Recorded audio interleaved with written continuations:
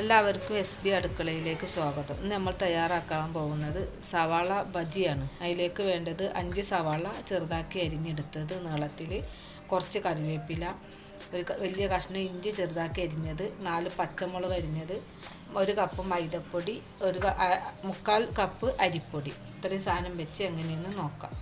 നമുക്ക് പച്ചമുളക് ഇട്ട് കൊടുക്കുക, വെച്ച ഇഞ്ചി, മൈദപ്പൊടി, അരിപ്പൊടി, ഒരു എരിവ് കിട്ടുന്നതിന് വേണ്ടി കുറച്ചൊരു മുളക് പൊടി, ഉപ്പ് ഒരു 1.5 സ്പൂൺ ആവശ്യത്തിനനുസരിച്ച് ഇട്ട് കൊടുക്കുക. കളറ് കിട്ടുന്നതിന് വേണ്ടി കളർ പൊടി ഒരു നുള്ള് ഇട്ട് കൊടുക്കുക. എല്ലാം കൂടി നല്ലപോലെ യോജിപ്പിക്കണം. ഇനി ആവശ്യത്തിന് നമ്മൾ കുറേശ്ശെ വെള്ളം ഒഴിച്ചിട്ട് വേണം കുഴച്ചെടുക്കാൻ. വെള്ളം കൂടി പോവരുത്.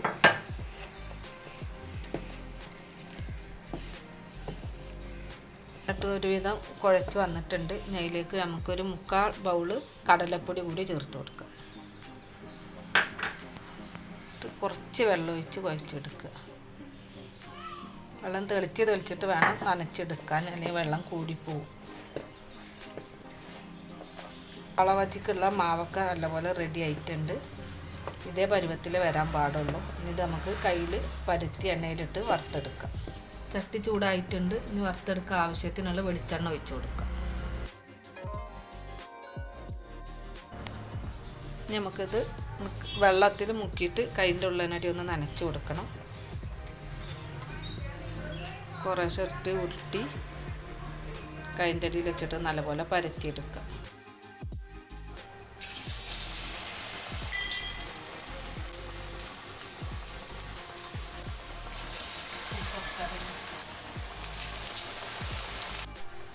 നമുക്കിത് ഓരോന്നായിട്ട് മറിച്ച് കൊടുക്കാം.